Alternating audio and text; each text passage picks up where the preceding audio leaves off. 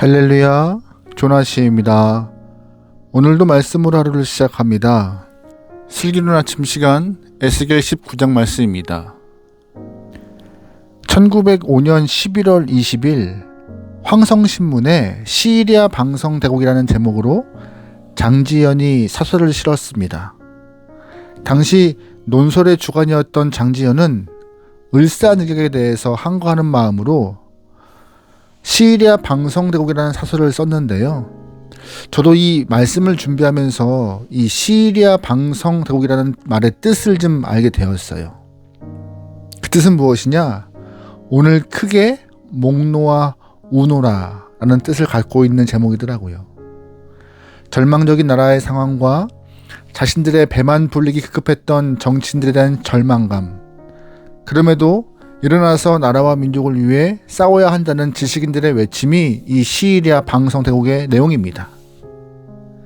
그런데 이 외침과 비슷한 애가가 본문에 기록되어 있어요. 하나님은 선지자 에스겔에게 이 애가를 지어서 부르라고 명령하시는데, 여러분 애가가 무엇인지 아시죠? 쉽게 말해서 슬픈 감정을 읊조리는 노래입니다. 하나님께서는 나라를 잃고 절망 가운데 있는 사람들에게 민족의 고통과 슬픔의 마음을 지어서 노래 부르라고 에스겔에게 명령했던 것이죠. 이 슬픈 노래를 자세히 살펴보면 남유다가 왜 멸망했는지 알 수 있습니다. 또한 남유다의 왕들과 백성들이 어떤 모습으로 살았는지 잘 나타나고 있습니다. 애가에는 암사자와 젊은 사자들이 등장합니다. 암사자가 새끼사자를 잘 길러요. 새끼사자 중에서 용맹스러운 사자가 왕국을 다스리는데 안타깝게도 본연의 임무를 다하지 않습니다. 3절 말씀이에요. 암사자가 자신의 새끼들 가운데 하나를 키워냈다. 그래서 그 새끼가 젊은 사자가 되었다. 먹잇감을 잡아 찢는 법을 배워 사람을 잡아먹었다. 민족들이 그 사자에 대해 들었고 민족들의 구덩이에 그 사자가 잡혔다. 민족들이 그 사자를 갈고리에 꿰어 이집트 땅으로 데려갔다. 아멘. 젊은 사자가 힘도 있고 용맹하고 지혜가 있어서 사자 무리들을 잘 이끌어 갈 줄 알았습니다.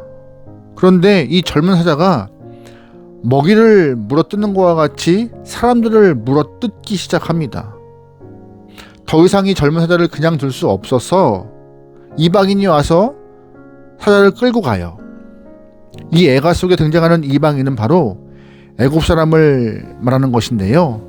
그럼 이 애굽으로 끌려간 젊은 사자가 누구를 의미하는지 아시겠습니까? 애굽으로 끌려간 젊은 사자는 기원전 609년에 왕이 된 요시야의 아들 남유다의 17대 왕 여호아스입니다.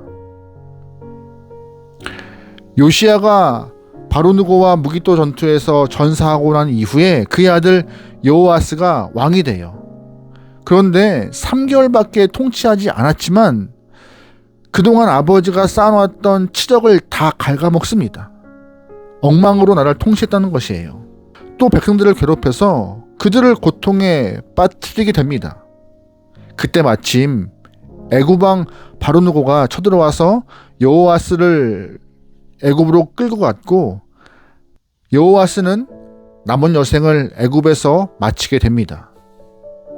당시 남유다 사람들은 포로로 끌려간 왕을 기다렸습니다. 하지만 왕이 돌아올 기미가 보이지 않자 백성들은 또 다른 젊은 사자를 세웁니다. 5절 말씀이에요.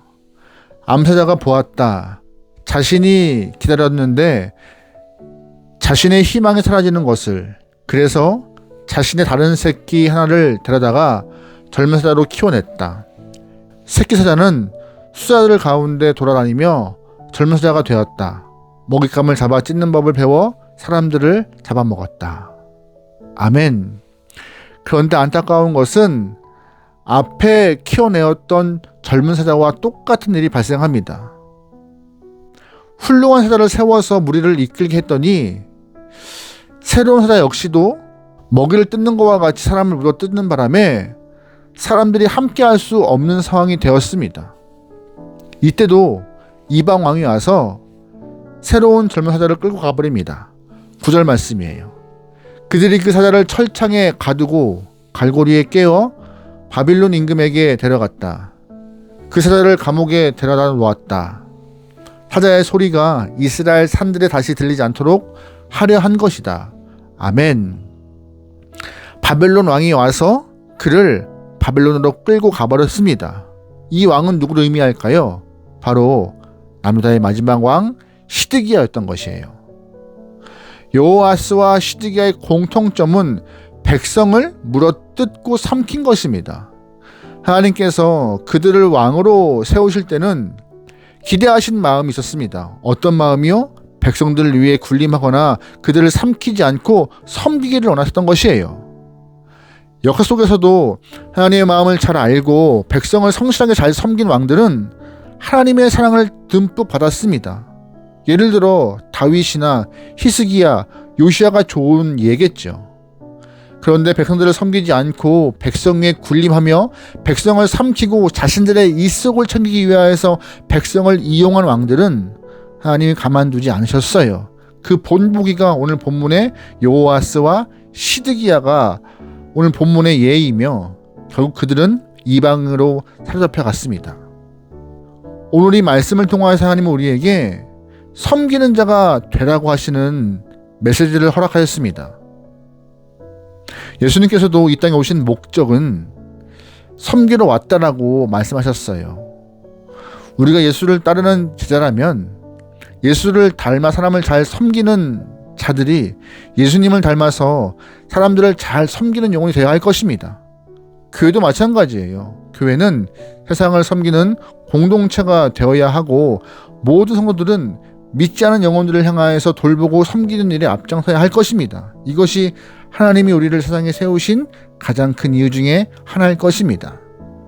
만약 하나님의 부르심을 받은 백성으로서 섬김의 사명을 감당하지 못한다면 하나님의 뜻에 부합되지 못한 삶을 살고 있는 것이죠.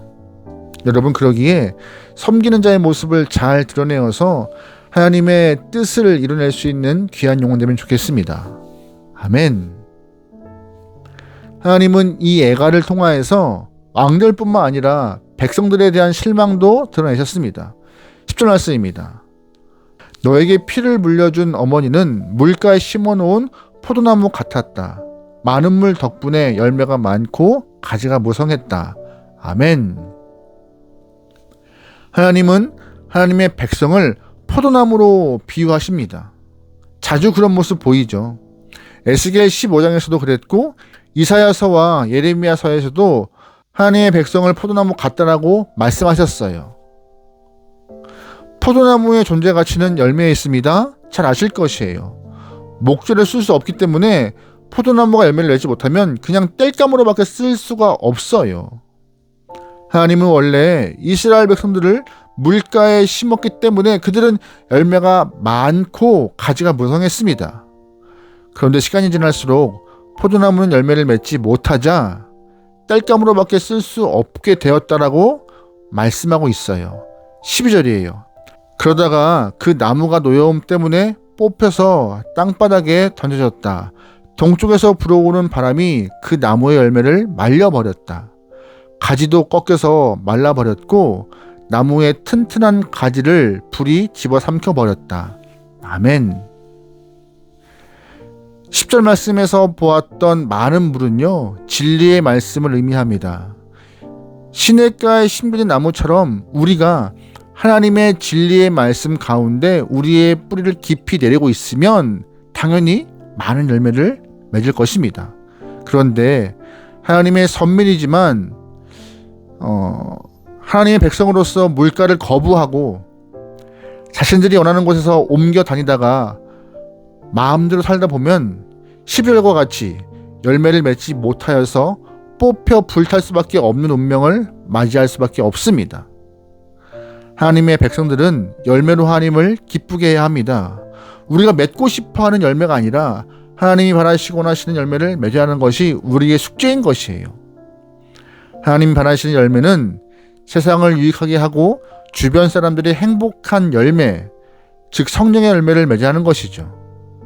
내가 원하는 열매가 아니라 하나님께서 바라시는 열매를 맺어서 하나님께 영광을 드릴 수 있는 귀한 영혼들의 삶이 되길 소망합니다. 아멘. 에스겔의 애가에는요, 2마리의 젊은 사자와 땔감으로밖에 쓸 수 없는 포도나무가 등장하는데, 우리는 이 젊은 사자와 땔감으로밖에 쓰일 수 없는 포도나무가 아니라 하나님을 기쁘게 하는 귀한 영혼, 그래서 맑은 물, 많은 물에 심겨진 열매가 풍성한 나무가 될 수 있는 인생이 되길 소망합니다. 오늘도 주 안에 승리합시다. 아멘. 기도하시겠습니다. 사랑의 하나님, 이웃을 사랑하고 덕을 베풀며 진리의 말씀에 뿌리를 내려 많은 열매를 맺을 수 있는 인생 되도록 우리를 선한 길로 인도하여 주시옵소서.